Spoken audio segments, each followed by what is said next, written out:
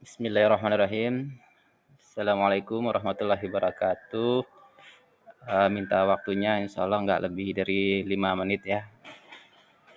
Syukran jazakallah kepada teman-teman yang sudah hadir dalam grup, Ustadz Idris dan teman-teman program maupun dai-dai yang ditempatkan di wakaf khususnya ya.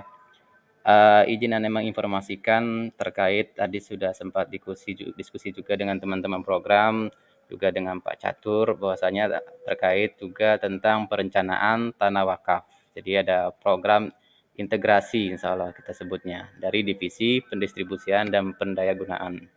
Di dalam grup ini tadi sudah disebutkan ada para dai yang ditempatkan di bidang wakaf, ada Ustadz Idris sebagai direktur program dan teman-teman program. Selanjutnya di sini Anda sampaikan di program ini atau di divisi pendistribusian dan pendayagunaan ini sebenarnya ada 5 bidang, cuman di sini yang dicantumkan hanya 4. Pertama di dakwah ada Ana Alfian, kemudian di pendidikan ada Mas Hafiz, kemudian di ekonomi ada Mas Kris, kemudian di kemanusiaan dan kesehatan gabung aja ya, ini nanti ke Malik aja. Kemudian di dakwah itu atau Ana itu punya beberapa program yang sudah disesuaikan dengan RKAT. Salah satunya yang mungkin perlu diketahui oleh teman-teman dai pengabdian, di antaranya ya tidak hanya ini tapi di antaranya yaitu rumah tinggal guru ngaji, bisyarah guru ngaji, ada tebar Quran dan Iqra. Rumah tinggal guru ngaji ini kita sediakan tempat tinggal maupun sewanya. Kemudian ada bisyarah guru ngaji ini yang kita berikan setiap bulannya. Kemudian ada tebar Quran dan Iqra dan masih banyak program lainnya. Kemudian di lain bidang ada yang lainnya yaitu nanti minta tolong bidang tersebut untuk bantu koreksi ya kalau seumpamanya nanti ada yang salah. Yang kedua yaitu pendidikan yang di bawah naungan oleh Mas Hafiz. Di sini ada di antaranya yaitu subsidi biaya operasional pesantren, madrasah maupun sekolah. Kedua juga ada peningkatan literasi, yang ketiga itu pembangunan sarana pendidikan. Lagi-lagi Anda sampaikan tidak hanya ini hanya salah satu contoh program. Sengaja Anda sebutkan seperti ini programnya ini supaya teman-teman dai yang ada di tanah wakaf ini punya gambaran nih. Oh, ternyata ada program ini loh di Lasnas Dewan Dakwah yang bisa inland. Tadi Anda pikir awalnya untuk teman-teman di wakaf ini berjalan sendiri, tapi tadi Pak Catur menyampaikan minta tolong Lasnas khususnya bidang program pendistribusian ini membantu teman-teman yang ada di tanah wakaf. Kemudian juga ada yaitu di bidang ekonomi ada Mas Akris. Mungkin teman-teman sudah tahu waktu itu atau kegiatan pembekalan beliau juga menyampaikan materinya. Salah satu program di antaranya yaitu gerakan tani, gerakan ternak, ada pelatihan life skill, terus ada desa bersinar atau kampung zakat. Kemudian ada lagi satu lagi yaitu untuk kemanusiaan dan kesehatan. Ini dirangkap aja oleh Malik ya, yaitu ada pembangunan jamban atau MCK. Kemudian ada sumur bor atau sumur gali. Nah, diharapkan ini semua bertujuan yaitu agar dai mampu menjadi instrumen ekonomi syariah dan filantropi Islam yang berperan dalam mewujudkan pemberdayaan ekonomi masyarakat dan pembangunan yang berkelanjutan. Nah, pembahasan ini tadi muncul ketika adanya pengajuan nih dari teman-teman yang ada di Tapos. Nah, setelah melihat pengajuannya, alangkah baiknya teman-teman mengetahui dulu nih program-program yang ada di Lasnas Dewan Dakwah. Harapannya dengan mengetahui program-program ini, maka teman-teman dai juga bisa menginlandkan kegiatannya berdasarkan program yang sudah berlangsung di Lasnas Dewan Dakwah. Ya, sampai sini mudah-mudahan dipahami. Nanti kita bisa sesi tanya jawab lah apa yang sekiranya tidak dipahami atau tidak dimengerti. Nanti insya Allah tidak hanya Ana, mungkin bisa dari masing-masing bidang atau Ustadz Idris juga bisa membantu menjawab. Izinnya Ustadz Idris ya, tadi Ana diskusi sama Pak Catur juga terkait hal ini. Ya, selanjutnya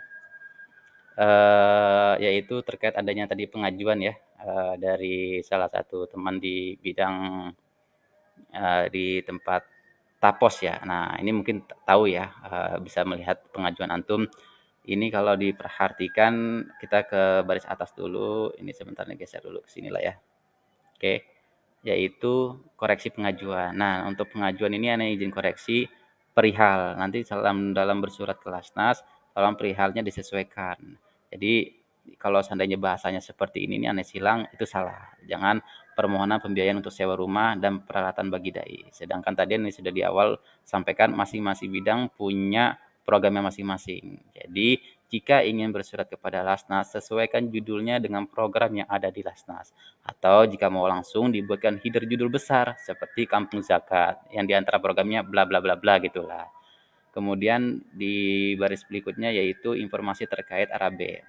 Informasinya yaitu pertama, setiap pengajuan bukanlah hak milik pribadi ya, melainkan milik lembaga yang tidak bisa dibawa pulang. Jadi apapun yang ada di sini itu bukan milik pribadi. Suatu saat kalau dipindah tugas jangan dibawa pulang dan perlu dirawat. Jangan sampai melihat ini bukan barang Ana, bukan barang saya, jadi semaunya aja naruhnya, semua aja perawatannya, nggak bisa begitu. Kemudian yang kedua, RAB seperti ini sebenarnya sudah bagus. Nanti tinggal dikorelasikan dengan penyusunan perencanaan kegiatan. Jadi pengajuannya ini Ana hot dulu ya sampai dibuatkan perencanaan kegiatan dan itu selipkan anggarannya. Perencanaan kegiatan seperti apa aja? Kan tadi sudah disampaikan di awal tuh. Kalau untuk mengarah ke bidang dakwah ada mengajinya bisa disupport Quran dan Iqra-nya, atau antum pengen punya program pendidikannya, tadi udah sampaikan, atau di sana misal tidak ada air, tidak ada toilet atau sebagainya, tadi Anda sudah sampaikan kemana antum harus terhubung. Di grup ini juga sudah ada orang-orangnya, siapa aja, nanti bisa tanyakan di grup, nanti insya Allah langsung direspon. Seperti itu. Mohon dibantu ya teman-teman bidang program juga semuanya.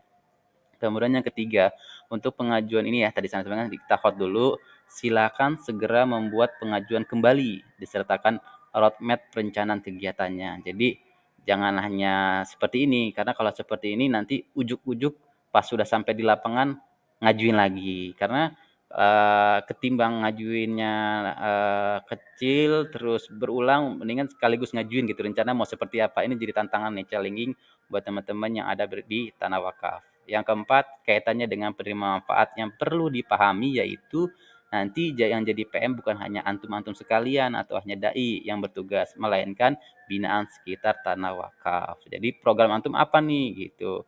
Program antum misalnya ingin tadi ada di sini kan keterangannya ingin ada tikar ngaji untuk anak-anak. Jadi PM atau penerima manfaatnya siapa aja? Ya, selain antum juga anak-anak seperti itu. Gitu juga kalau antum tadi ngajuin program lainnya gitu. Seperti tadi ada mau ada pelatihan ternak lele gitu. Penerima manfaatnya tidak hanya antum, tapi audiens yang hadir mengikuti pelatihan tersebut. Ya, kemudian slide selanjutnya PR antum semua yaitu create proposal atau merumuskan kegiatan lebih detail lagi. Yang pertama, identifikasi dan rancang perencanaan kegiatan. Penuhi kebutuhan proposal seperti latar belakang, tujuan, goal yang diharapkan, sasaran, mapping lokasi sampai ke segmentasi programnya. Tolong matangkan dulu ya gitu. Karena ini bukan main-main. Karena kan tadi sudah Anda sampaikan tujuan antum itu di sana apa gitu. Yang kemudian yaitu list instrumen yang dibutuhkan. Buat RAB lagi per subprogram. Nanti bisa ditembak, oh ternyata program ini, programnya ternyata MCK, RAB-nya apa aja, bla bla bla bla bla, berarti mengarahnya ke Amalik, itu contoh dan sebagainya. Kemudian saran dan prasarana pendukung, antum butuh apa? Antum pengen bikin tempat ngaji misalnya, berarti nanti ada Mas Hafiz yang akan membantu untuk prasarananya. Kemudian ada usulan lain, silakan disampaikan saja dalam proposal. Jadi ana berharap direncanakan dulu, nggak ada gambaran datang ke sana nanti yang ada wasting time aja di situ. Yang ada nanti ada kesulitan-kesulitan yang tidak perlu tiba-tiba ada lah seperti itu kalau tidak direncanakan. Kemudian metode monitoringnya tolong dipahami alur, fungsi, dan peran antum di sana. Pahami benar-benar. Kemudian buat indikator capaian masing-masing program berdasarkan pengajuan. Misalnya mau program apa nih, kasih indikatornya apa gitu. Supaya nanti ketika tidak mencapai target kita cari tahu nih alasannya kenapa. Oh ternyata bla bla bla bla bisa jadi bahan evaluasi kita. Kemudian yang terakhir, timeline pelaksanaan skema. Kalau seandainya Anda minta, teman-teman para dai tugasnya 2 tahun nih. Kalau seandainya Anda minta planning selama 2 tahun kan kelamaan. Anda kita request saja untuk dibuatkan planning atau timeline selama 6 bulan. Nanti tinggal dibagi itu 6 bulan itu satu semester kan 6 bulan. Setiap bulan ada 4 pekan. Nah, setiap pekan gimana? Itu timelinenya mau apa lagi? Mau ngapain aja? Tolong dibuatkan gitu. Nanti kita akan sama-sama monitoring. Nah, hal-hal ini tolong dibuat oleh antum-antum sekalian yang bertugas di tanah wakaf, baik yang di Cipondo maupun yang di Tapos. Mudah-mudahan apa yang Anda sampaikan ini bisa dipahami dan mengerti. Kalau seandainya tidak, kita buka ruang diskusi. Syukran, barakallahu fikum. Assalamualaikum warahmatullahi wabarakatuh.